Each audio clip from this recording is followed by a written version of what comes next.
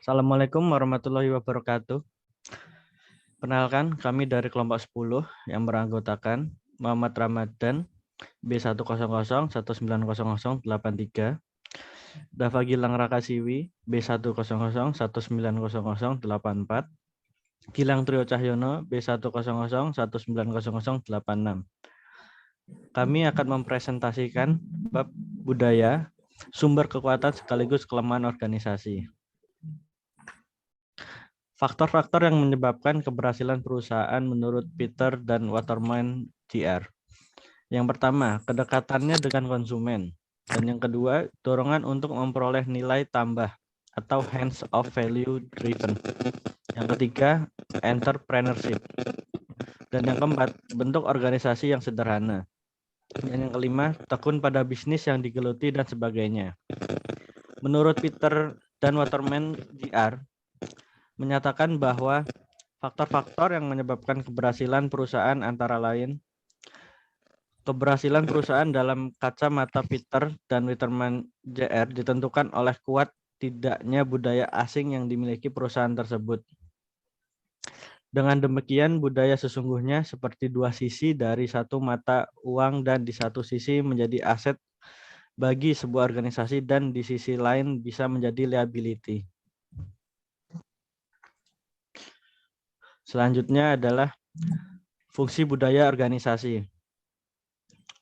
Pada saat-saat awal popularitas budaya organisasi, para akademis, konsultan, pelaku bisnis, dan teoritisi organisasi begitu yakin bahwa budaya organisasi merupakan variabel kunci yang bisa mendorong keberhasilan perusahaan. Strategi, struktur, dan sistem sebagai kunci keberhasilan perusahaan sekarang tidak bisa lagi seperti demikian. Pelaku bisnis tidak harus menambah variabel lain yang lebih lunak yang disebut sistem perangkat lunak organisasi atau soft system tools seperti share value, staff, skill, dan style. Gabungan antara hard system tools dan soft system tools oleh McKinsey kemudian disebut sebagai the sevens of McKinsey. Oke, ini adalah gambar the seven tools of McKinsey, saling keterikatan antara hard dan soft system tools.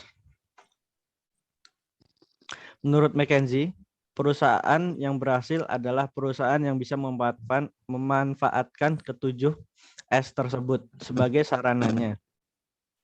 Dasar pertimbangannya adalah keberhasilan perusahaan tidak semata-mata karena perangkat kerasnya, tetapi juga karena perangkat lunaknya. Budaya sebagai pembeda antara kita dengan mereka. Dapat diketahui bahwa munculnya perbedaan sikap kita versus mereka tidak lain karena budaya masing-masing dianggap berbeda. Perbedaan sikap seperti ini di satu sisi dapat meningkatkan semangat perusahaan, tetapi di sisi lain dapat menimbulkan egosentrisme organisasi. Budaya sebagai pembentuk identitas diri.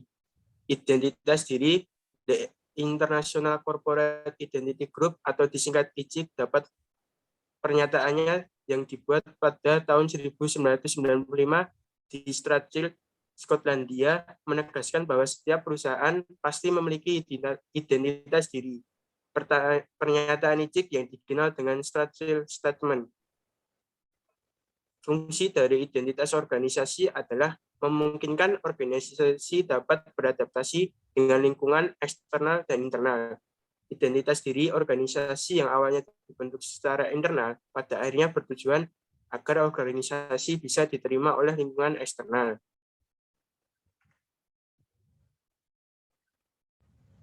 Budaya sebagai perekat organisasi.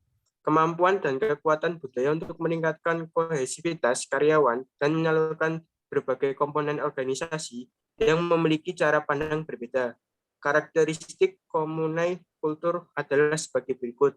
Yang pertama, karyawan memiliki kepedulian yang tinggi, bahkan terkadang berlebihan berusaha mengidentifikasi dirinya dengan identitas organisasi. Yang kedua, kehidupan organisasi biasanya dipenuhi oleh berbagai macam seremoni dan ritual untuk menggalang kebersamaan dan kebanggaan terhadap organisasi tempat kerja mereka. Yang ketiga, tingkat solidaritas karyawan biasanya ditunjukkan oleh kematian mereka untuk berbagai risiko, utamanya pada saat organisasi sedang menghadapi situasi yang cukup berat. Yang keempat, solidaritas karyawan juga akan ditujukan ketika organisasi berusaha mencapai satu tujuan tertentu atau menegaskan misinya. Yang kelima, karyawan bisa dengan jelas membedakan siapa kawan, apa kekuatan, dan apa kelemahan mereka.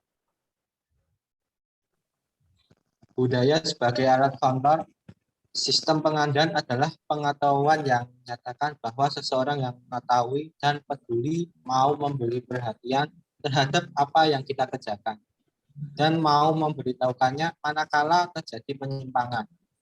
Pengendalian tersebut mulai dari perencanaan penganggaran dan akhiri dengan penilaian kerja.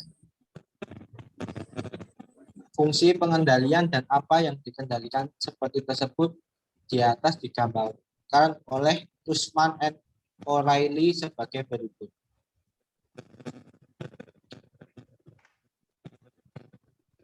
Budaya organisasi sebagai liability. Hambatan kultural terhadap aspek organisasi tersebut. Pertama, dalam banyak kasus strategi perusahaan yang telah dirancang secara seksama ternyata tidak bisa diimplementasikan. Penyebabnya bukan karena strateginya salah, tetapi lebih dikarenakan orang-orang yang mestinya menerapkan strategi baru tersebut ternyata masih berpikiran dan memiliki tata nilai seperti ketika menerapkan strategi lama. Yang kedua, penggunaan teknologi baru yang lebih canggih sesungguhnya bukan sekedar teknologinya yang baru, tetapi harus juga diikuti dengan perilaku yang baru. Ketiga, salah satu prasyarat agar bisa tercipta organisasi yang inovatif adalah memberi kebebasan yang lebih luas bagi karyawan-karyawannya untuk berkreasi.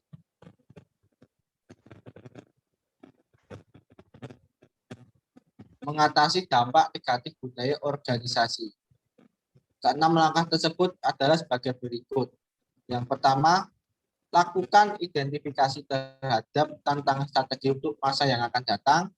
Kedua, kaitkan strategi untuk menghadapi tantangan masa datang tersebut dengan tugas-tugas pokok yang dibutuhkan untuk mengimplementasikan secara jelas strategi di masa depan. Yang ketiga, tugas-tugas penting pada poin 2 boleh jadi menuntut perubahan norma perilaku dan tata nilai baru.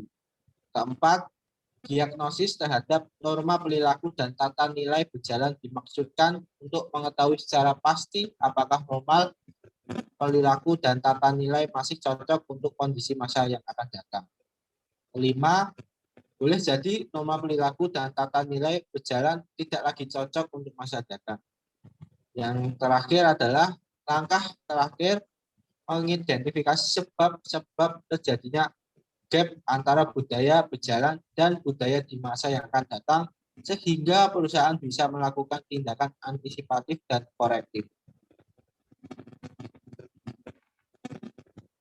Terima kasih. Semoga yang kami sampaikan bermanfaat. Assalamualaikum warahmatullahi wabarakatuh.